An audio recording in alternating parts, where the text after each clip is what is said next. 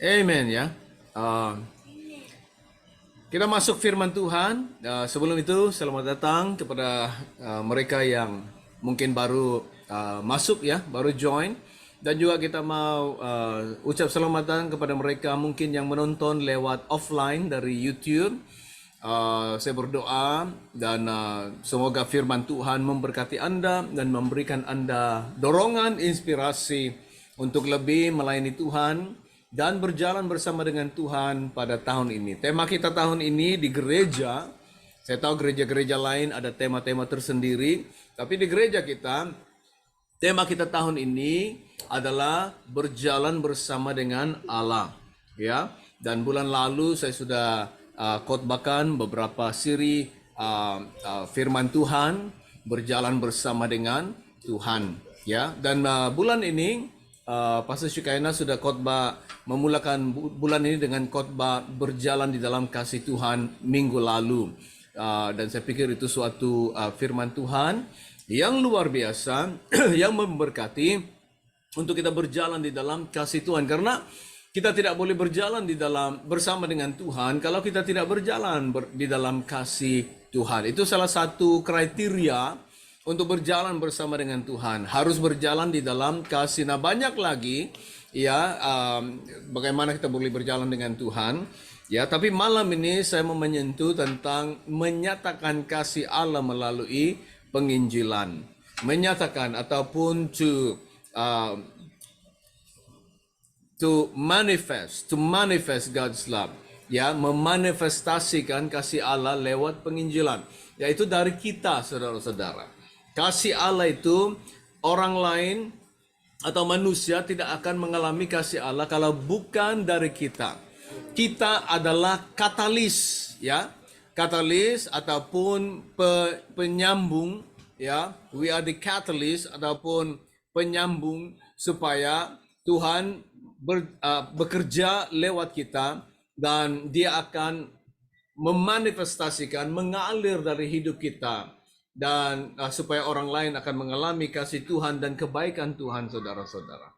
Itulah penting sebagai orang Kristen, kita harus berjalan bersama dengan Tuhan, hidup bersama dengan Tuhan, menghidupi firman Tuhan, menghidupi iman kita, saudara-saudara. Amin. Ya. Jadi menyatakan kasih Allah melalui penginjilan ataupun lewat penginjilan. Kadang-kadang perkataan saya pakai ya ganti-ganti karena kita kan di Malaysia ya. Jadi kadang-kadang saya campur sedikit apa ini perkataan atau bahasa Indonesia untuk mereka juga ya. Tapi paham-pahamlah kalau saya pakai perkataan ini itu ya untuk ganti-ganti supaya kita boleh mengerti kan. Kalau bahasa Indonesia mengerti, kalau di sini paham ya. Tapi kita pahamlah sama-sama ya. Alright. Menyatakan kasih Allah ataupun menunjukkan kasih Allah ataupun memanifestasikan kasih Allah melalui penginjilan ya. Nah, kenapa kita berbicara tentang kasih Allah? Karena bulan ini bulan Februari kan. Ya, banyak orang berkata ini adalah bulan kasih, bulan cinta karena Valentine nanti hari Selasa kan? Hari Selasa, Valentine.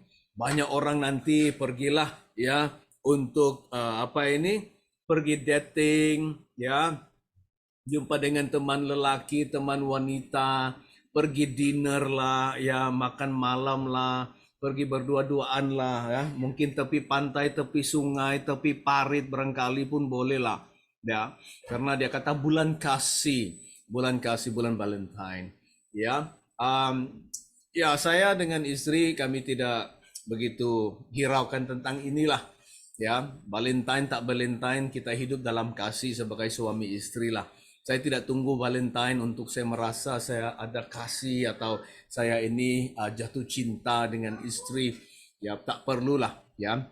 Jadi mungkin Valentine boleh mengambil waktu, terutamanya suami istri, ambil waktu untuk ya mungkin pergi dinner, ada special time untuk sama-sama ya menghargai satu sama lain and all that ya. Tapi kita tidak hiraukan tentang apa ini tradisi inilah Valentine ya, karena ada banyak view, banyak cerita tentang Valentine ya. Tapi kita mau berbicara tentang kasih Allah. Firman Tuhan berkata, Allah adalah kasih. Allah kita adalah kasih. Alright? Tadi pagi saya kongsikan bahwa Allah itu adalah kasih, tapi kita tidak boleh terbalikkan dia dan mengatakan bahwa kasih itu adalah Allah. Nah, itu saya pikir salah lah kan. Secara teologi pun salah. Kasih bukan Allah, tapi Allah adalah kasih.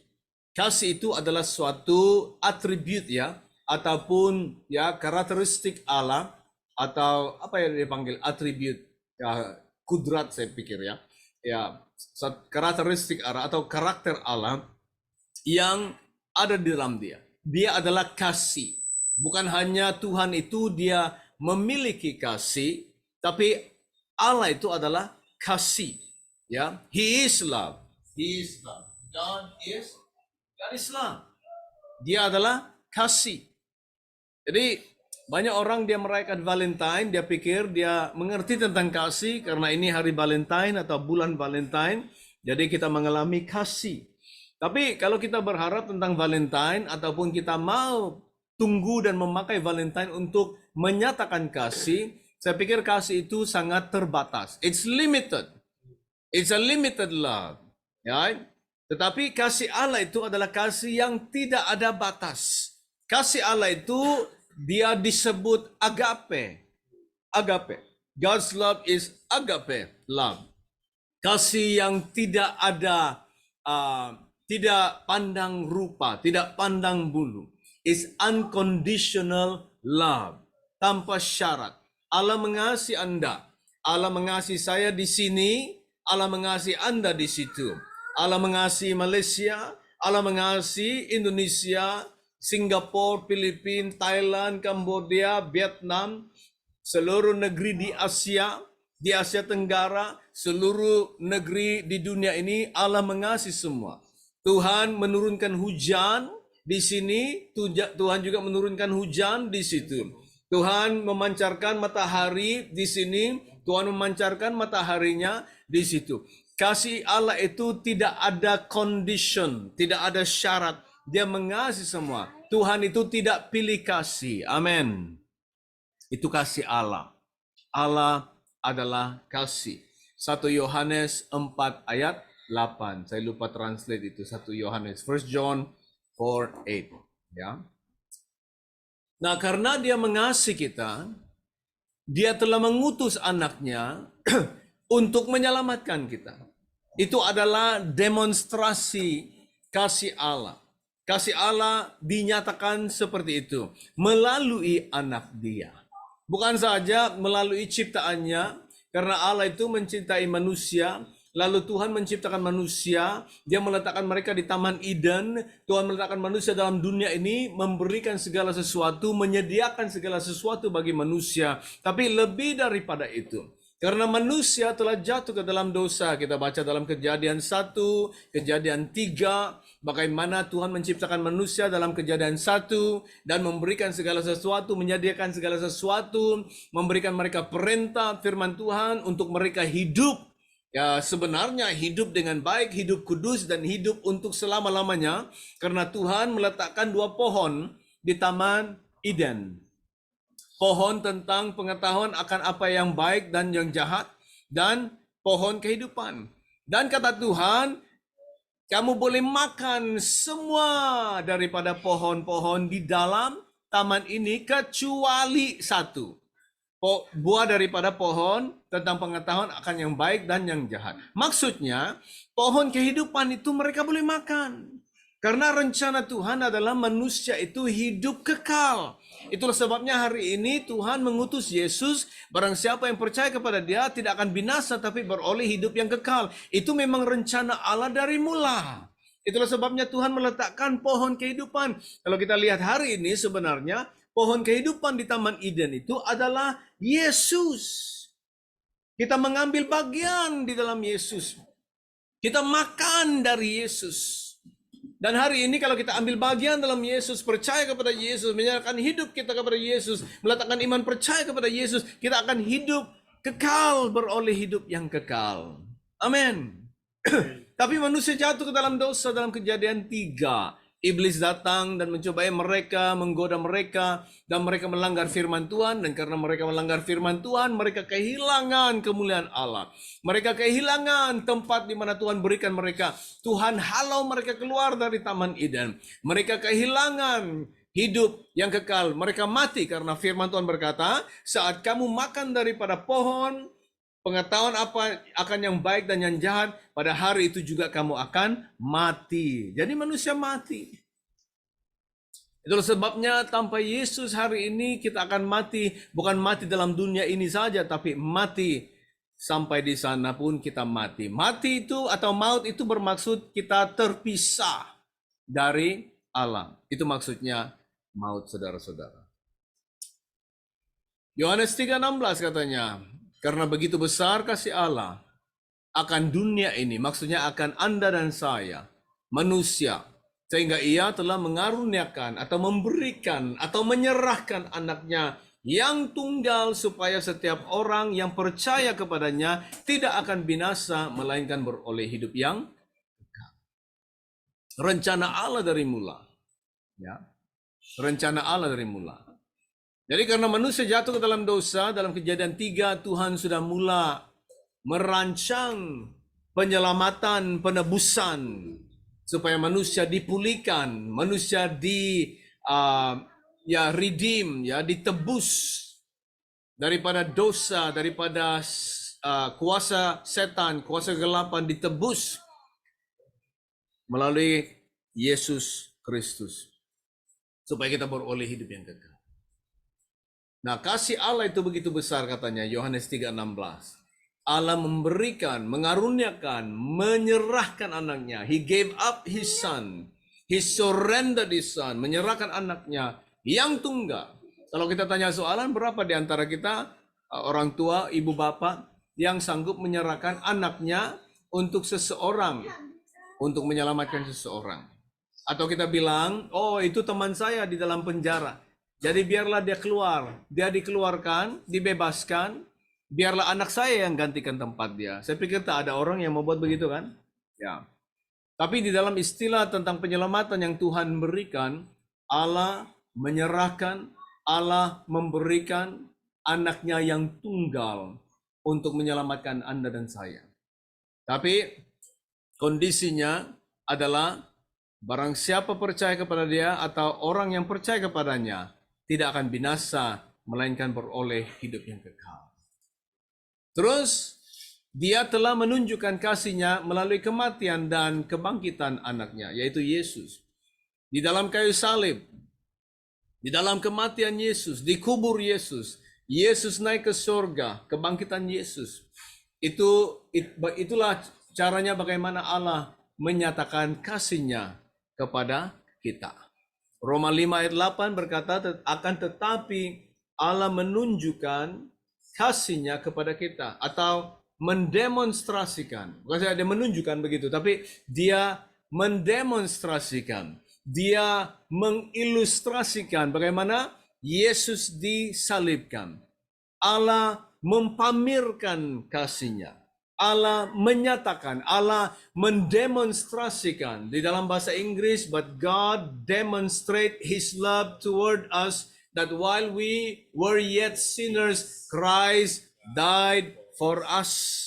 Wow.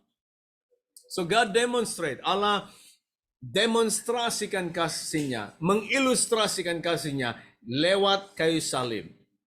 Hari ini kalau kita melihat salib, kita melihat kasih Allah.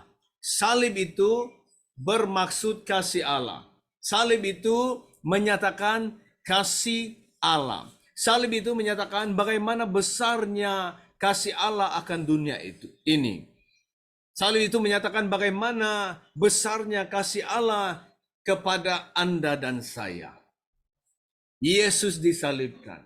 Seolah-olah kalau kita melihat salib itu, kita melihat bahwa Allah berbicara kepada kita yang mengatakan, aku mengasihi kamu. God is saying, I love you. Dari salib itu, dari cross itu. Cross itu atau salib itu bukan hanya ya digantung-gantung di sini, ya, diletak-letak, digantung-gantung di rumah kita, depan pintu apapun, ya. Jadi katanya untuk melindungilah apa, tidak saudara-saudara.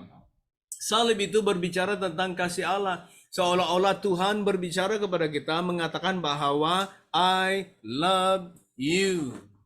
Itu caranya Tuhan mendemonstrasikan kasih-Nya kepada kita. Haleluya.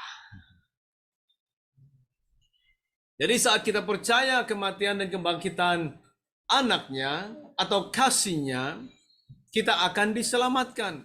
Roma 10 ayat 9 dan 10 berkata seperti itu. Ya.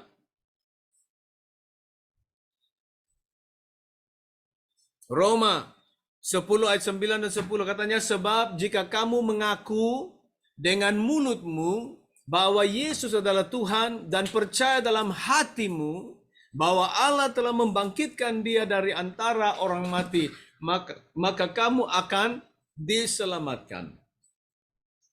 Maksudnya, dilahirkan dalam keluarga Kristen tidak akan menyelamatkan. Datang gereja setiap hari Minggu tidak akan menyelamatkan. Terlibat pelayanan membaca Alkitab tidak menyelamatkan. Ini yang menyelamatkan. Kita harus mengaku dengan mulut kita bahwa Yesus adalah Tuhan. Maksudnya itu pribadi ya. Adakah kita ini ada keyakinan percaya, kita diyakinkan, convince bahwa Yesus adalah Tuhan.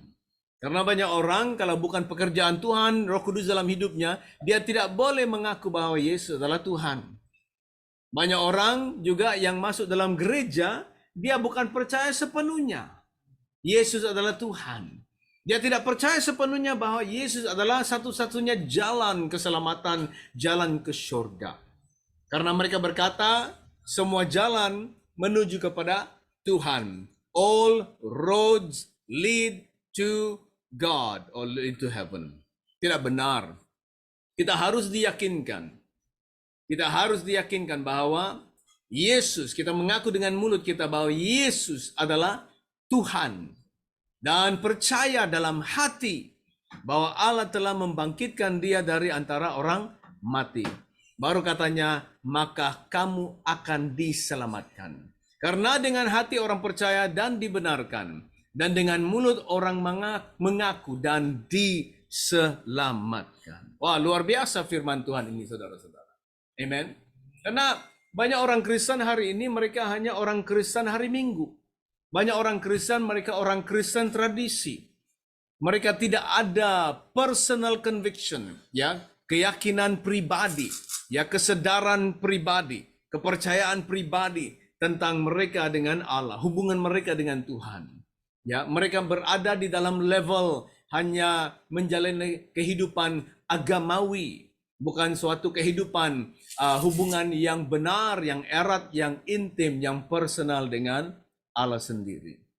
Kita harus sampai ke tahap itu, saudara-saudara. Saat kita mau mengalami kasih Allah, mengalami keselamatan yang Tuhan telah berikan kepada kita. Katakan amin.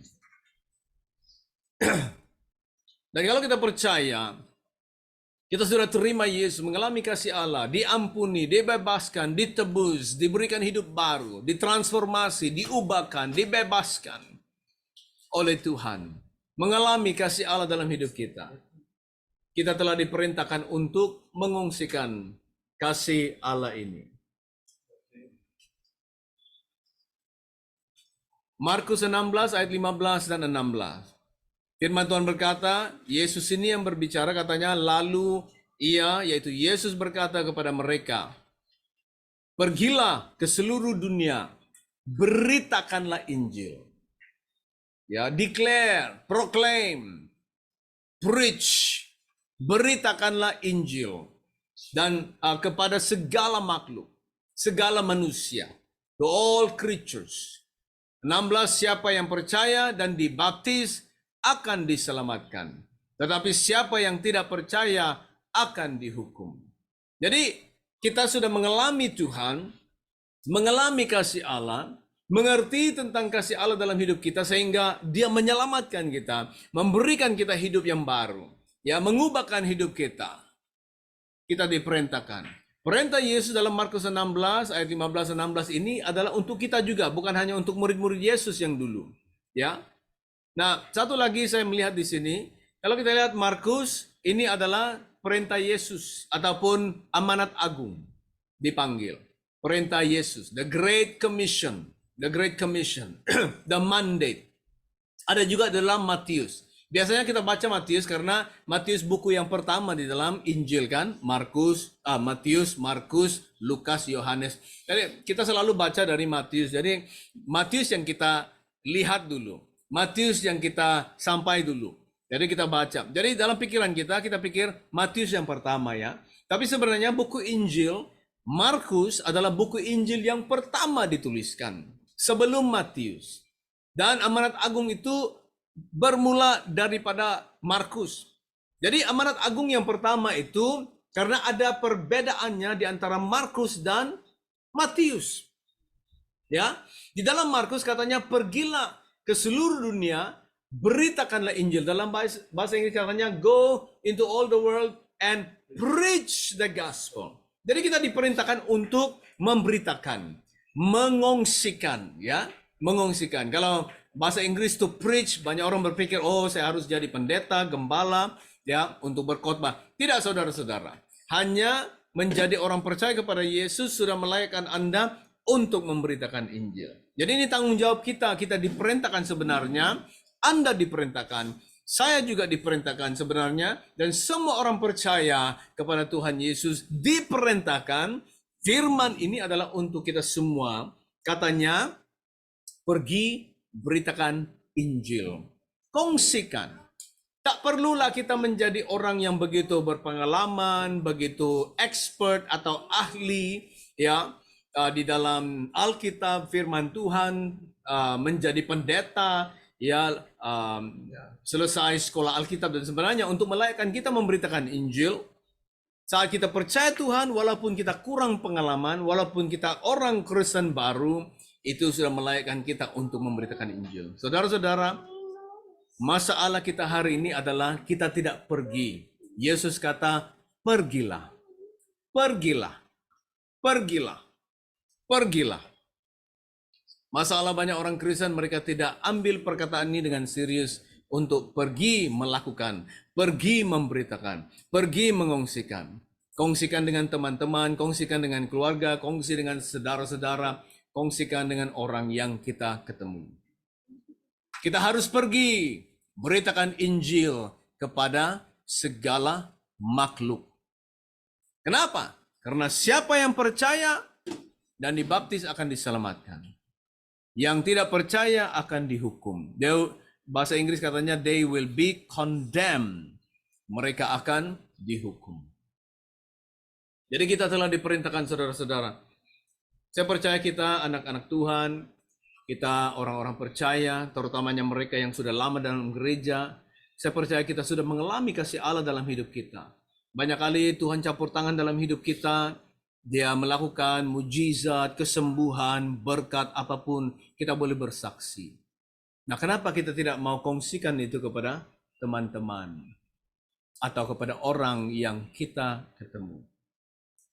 Pergilah. Anda diperintahkan.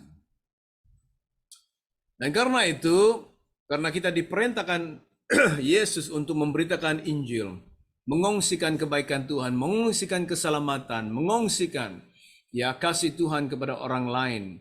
Tuhan menyebut kita utusan Kristus ataupun duta Kristus, ambassadors for Christ. Wah, itu luar biasa ya. Duta itu luar biasa tahu. Duta itu ada kuasa ya. Ya, duta ambassador ya. Paspor mereka itu boleh pergi mana-mana saja. Right? Ya, dia tunjukkan paspor itu. I am an ambassador of Malaysia, ambassador of Indonesia, ambassador of Philippines, ambassador of America. Ya, luar biasa itu paspor mereka. Saudara-saudara, kita ada paspor yang luar biasa. Nama paspor kita itu adalah Yesus Kristus. Dan kita diutus. Karena kita ini dari kerajaan sorga, Filipi 3:20. berkata kita adalah warga sorga. We are the citizenship of heaven. We are citizens of heaven. We are ambassadors of the kingdom of heaven. Ya, kita adalah duta kerajaan sorga. Utusan-utusan kerajaan sorga. Luar biasa. Sorga adalah backup kita. Kita telah diberikan kuasa, Matius 28 ayat 18. Yesus berkata, segala kuasa di sorga dan di bumi diberikan kepadaku. Dan Yesus kata, pergilah dengan kuasa ini. Luar biasa. Katanya, jadi kami adalah utusan-utusan Kristus, 2 Korintus 5:20. Seakan-akan Allah menasihati kamu dengan perantaran kami. Dalam nama Kristus, kami meminta kepadamu, berilah dirimu didamaikan dengan Allah. Inilah pelayanan kita.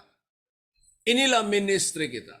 Sebagai duta-duta kerajaan sorga. Duta-duta Yesus Kristus. Pelayanan kita adalah membawa pendamaian. Dan meminta kepada orang-orang untuk mendamaikan diri dengan Allah lewat Tuhan Yesus Kristus. Katakan amin.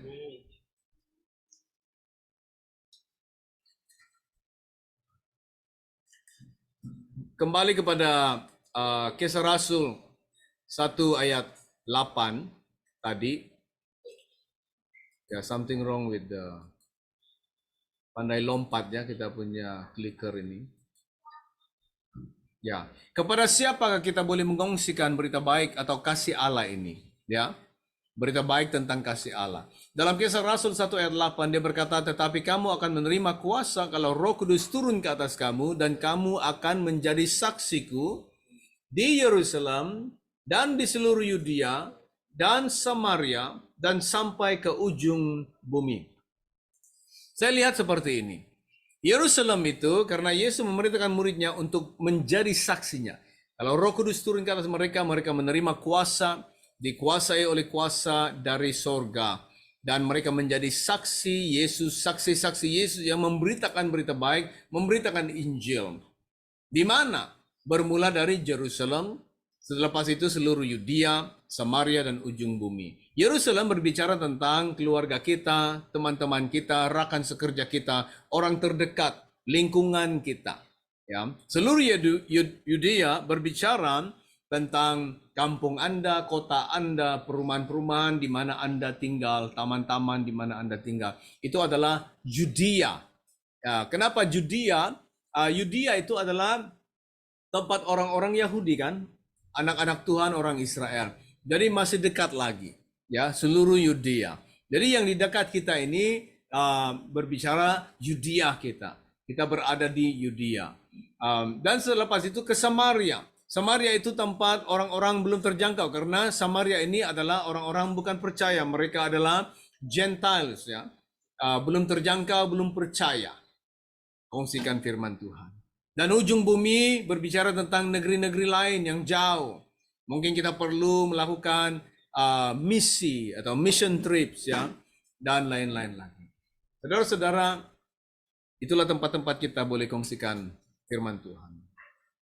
Persoalannya, adakah Anda mau pergi menyatakan kasih Allah ini? Tuhan berbicara kepada kita secara pribadi. Kita ambil firman Tuhan Yesaya 6 ayat 8 seperti seolah-olah Tuhan berbicara kita secara pribadi. Tuhan berbicara begini, lalu aku mendengar suara Tuhan, siapakah yang akan kuutus? Dan siapakah yang mau pergi untuk aku? Kalau dalam bahasa Inggris, whom shall I send? And who shall go for us? Who will go for us? Di sini dia kata pergi untuk aku.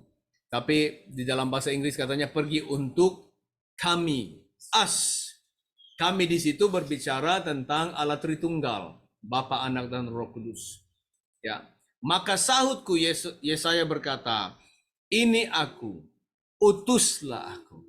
Saudara-saudara, saya berharap malam ini dan berdoa bahwa Anda menyahut panggilan Tuhan seperti Yesaya.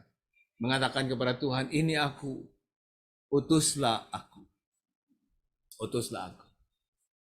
Saudara-saudara, orang yang kita injili, orang yang kita kongsikan kebaikan Tuhan, dan mungkin muridkan, ya, mendorong mereka untuk beribadah kepada Tuhan sampai mereka bertumbuh dalam Tuhan. Saudara-saudara, kita tidak tahu dari pelayanan kita tidak tahu orang itu menjadi siapa. Menjadi siapa. Saya baru kembali dari retreat Jumat Sabtu, jadi kemarin saya baru pulang. Di dalam retreat itu pembicaranya mengungsikan tentang seorang hamba Tuhan bernama Henrietta Myers. Henrietta Mears. Henrietta Mears, waktu saya mula mengasihi Tuhan, mula mau mengejar Tuhan ya, masih saya orang muda, memang sekarang pun nampak muda juga. Buku pertama untuk belajar Alkitab itu dia punya tajuk itu Knowing the Bible, something like that. Ditulis oleh Henrietta Mears, ya, Henrietta Mears. Tapi saya tidak kenal hamba Tuhan ini. Saya cuma tahu buku dia, dan karena saya mencintai Tuhan, mengejar Tuhan, saya beli buku itu untuk mau belajar Alkitab. Jadi saya baca buku itu ya memulakan belajar Alkitab. Tapi di dalam retreat yang kemarin, pembicaranya menunjukkan slide, katanya ini Henrietta Mears, right? Henrietta Mears. Henrietta Mears ini sebenarnya bukan dia pastor, dia seorang guru sekolah. She was a teacher, right? Jadi, tapi ada satu gereja, karena mereka ada muda-mudi, jadi mereka tawarkan dia untuk bekerja dengan mereka, untuk melayani muda-mudi di gereja. Mereka ada kurang lebih 100 lebih muda-mudi. Jadi Henrietta Myers, dia pergi ke gereja itu bekerja dengan mereka untuk melayani muda-mudi ini. Jadi dia ajar mereka Alkitab, dia seperti menggembalakan mereka, ya, sehingga muda-mudi itu bertumbuh dan menjadi banyak, lebih 1.000 orang muda-mudi. Tapi di dalam pelayanannya ini, Henrietta Myers ini, ada hamba-hamba Tuhan yang terlahir dari dia punya pelayanan. Ya, ini bertahun-tahun dulu. Tapi beberapa orang lahir dari pelayanan dia menjadi hamba Tuhan yang hebat, right? Ya, salah satu daripadanya adalah yang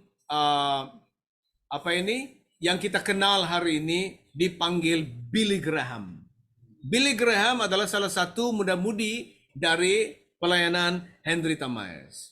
Dan saya percaya Henrietta Myers pun tidak tahu, dia hanya melayani mereka, dan dia tidak tahu sehingga dia meninggal.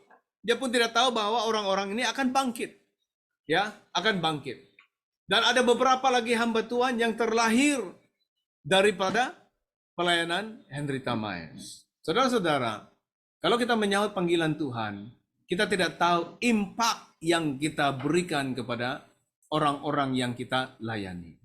Jadi saudara-saudara, sahutlah panggilan Tuhan untuk pergi menyatakan kasih Allah dan memberitakan Injil kasih Allah. Sebagai penutup bagi mereka mungkin yang mendengar ini, mengikuti kita ibadah, sekiranya Anda belum menerima dan mengalami kasih dan keselamatan Allah, Anda boleh melakukannya sekarang. Berdoalah dan minta Tuhan Yesus masuk ke dalam hati Anda. Mungkin sebelum Anda tidur malam ini, atau mungkin setelah selesai kebaktian ini, pergi ke kamar Anda dan berdoalah. Atau duduk di situ dan dalam hati Anda katakan, Tuhan Yesus, aku percaya kepadamu. Dan aku mau mengalami kasih-Mu, aku mau mengalami keselamatan dari-Mu. Tuhan, masuklah dalam hatiku. Aku menyerahkan hidupku kepadamu, Tuhan. Ya, saya percaya sesuatu yang luar biasa akan terjadi dalam hidup Anda. Amen. Amin. Mari kita berdoa. Terima kasih Bapa. Kasih-Mu yang luar biasa telah menyelamatkan kami, telah mengubahkan kami, menjadikan kami orang yang baru. Tuhan, kami tidak mau menyimpan kasih ini untuk diri kami sendiri.